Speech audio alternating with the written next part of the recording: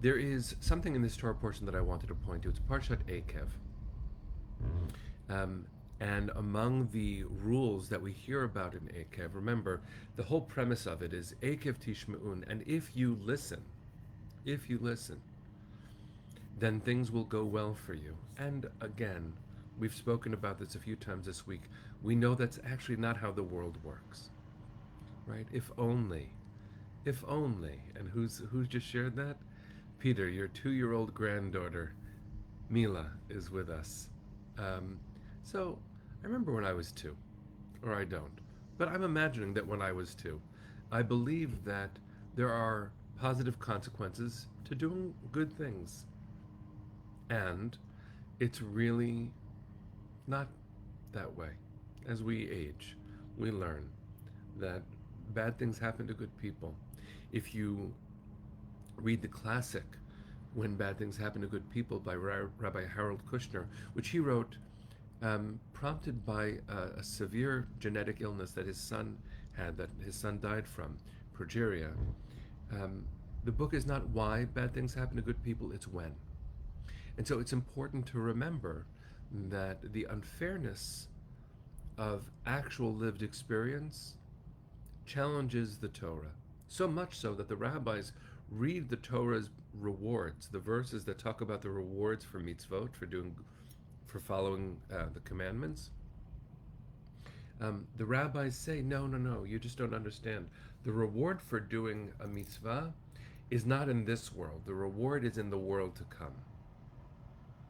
Because there has to be justice.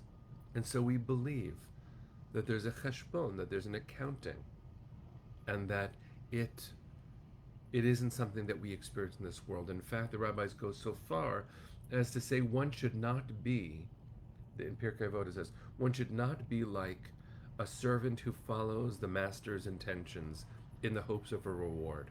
Rather, schar mitzvah mitzvah, the reward for a mitzvah is a mitzvah. Means the gift we receive for doing something good is the chance to do another good thing. And so I send us, first of all, the comfort of knowing that our lives matter and that what we experience within our lives also matters. A religious imagination is called to try to bring God into the world as it is. And part of what we do when we read the Torah is we love it, revere it, we study it, we read it, and then there are times where we push it very hard because its ancient promises feel very distant from our current reality. And so when the rabbis say, as Siona just rephrased it, the reward for a mitzvah is the opportunity to do more, how important it is for us to just say something like that to ourselves, to commit to one act of kindness and then to another, learning Torah and then learning more Torah. And the Jewish calendar is constructed to reinforce that concept. What is a real gift? A real gift is to live a purposeful life, to do good during the days that I am blessed to be alive. I was blessed just 3 weeks ago to be in Israel, visiting different partners on the ground of UJA with a group of UJA staff. Can't believe it was just 3 weeks ago. It feels like lifetimes already.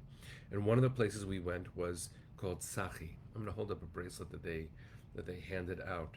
You can see this image, holding it close. The image looks like an army insignia. But Sachi stands for Sayeret Chesed, which means the army unit for Chesed, for kindness. It's not really an army unit. It is a program that UJA is involved with, helping funding to increase the purposefulness for children at risk in Israel. It is a phenomenal organization. When we walked up to the headquarters in Ofakim, they have headquarters all around the country, but in the south, in Ofakim, they have a chapter where they help children who have gone through very hard things, some of whom shared their stories with us. I'll never forget it. They were singing a song that my father-in-law wrote. There's Am Yisrael Chai. And I was moved everywhere I go. Music that my wife has written, music that my father-in-law has written. I hear it and I feel like it's just a hug being given to our family from the universe. And so after the whole program, I asked um, I asked to speak to one of the directors who provides mental health services for the kids. And we had this great conversation. I shared with him that it was my father-in-law's song, and he was so excited because turns out they, as a staff, learn some of my father-in-law's Torah.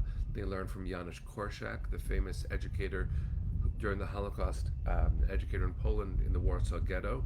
Some of you know his story. He was among the most significant heroic figures from those times. And they learn from the Piasetzner, Rabbi Kalanovish Shapiro. And their favorite quote is on this bracelet. And it tells you something that challenges this Parsha's truths. This Parsha says if you do the right thing, good things will happen for you. But actually, should that be the reason that you do something good? No, the rabbis say, schar mitzvah mitzvah. Do good because it's good, it's right. Do the right thing, period. So in this week's Parsha, you see a message, and in our lived tradition, as we continue to grow, things have changed. So much so that this beautiful, beautiful bracelet from Sachi has one quote. I'm going to recite it as I turn it so you can see it. The greatest thing in the world is doing good. The greatest thing in the world is doing good. Now, actually, the original quote is the greatest thing in the world is to do something good for someone else. Because what is good, really? Good is something that impacts the world for the better, something that reminds me that I'm part of something greater than myself. And, as Patricia wrote, it makes you feel good to do good. So not only am I called to embody this most holy of missions, which is to do something for someone else, and to do it without expecting a reward. We call that in the ultimate way chesed shalamet, true love. Why? And what do we call chesed shalamet? When we take care of someone when they've died. Because you can never be repaid for that. Do it because it's the right thing. Do it because it is good to do good. And there will ultimately be a healing effect in my body, in my soul, for knowing that I helped someone. The opposite of that is always true. When you are cruel, it is corrosive to your soul. But when you are kind, when we are kind, that is already the world to come, blooming inside of us. So I just want to invite us, friends. I want to invite us to feel the power of kindness and not to think of ourselves or deeds or this world as a commodity. You are bigger than any transactional action you will ever take. And the world needs this kindness. So no matter what comes our way, just be good. No matter what, be good. Be kind. This world will be built by that kind of love.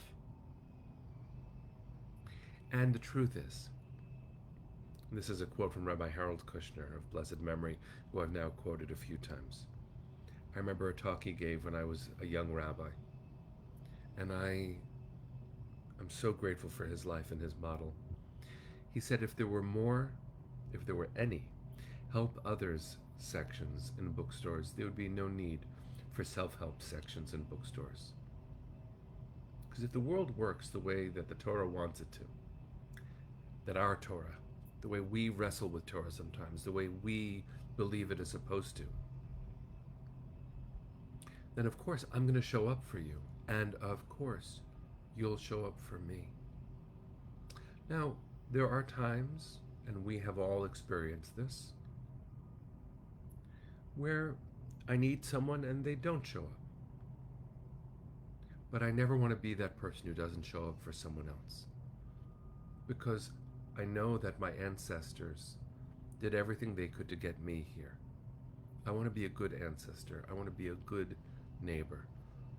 Because after all, the greatest thing in the world is to do something good for someone else. So, I want to bless you that in your moments of need, someone else holds on to this truth and is there for you. But even bigger than that, I want to bless you to be the kind of person who shows up for someone else, because it's the greatest thing in the world. So bless you, friends. Let's show up. For 320 consecutive days since October 7th, we've shown up. We, through the strength of UJA, have shown up. We as individuals have shown up. For 1,120 broadcasts, we have shown up. Well, for the rest of our lives and our children's lives and their children's lives, may we be blessed to show up. May we hear the Torah as it unfolds through our tradition and through time, to show up, to say what Barbara just said, Hineni, I'm here. So, on this 320th day, may we show up. May Medinat Yisrael, the state of Israel, show up and bring our family home. Let's send our hearts east. Kol hod balevav pnima nefesh Yehudi homiya ulefatei mizrach kadima ayin letzion Sophia od lo avda תקוותנו, התקווה בת שנות 2000, להיות עם חופשי בארצנו, ארץ ציון וירושלים. להיות עם חופשי בארצנו, ארץ ציון וירושלים. Bring them home now. Am Yisrael Chai. See you tomorrow, friends. Take care.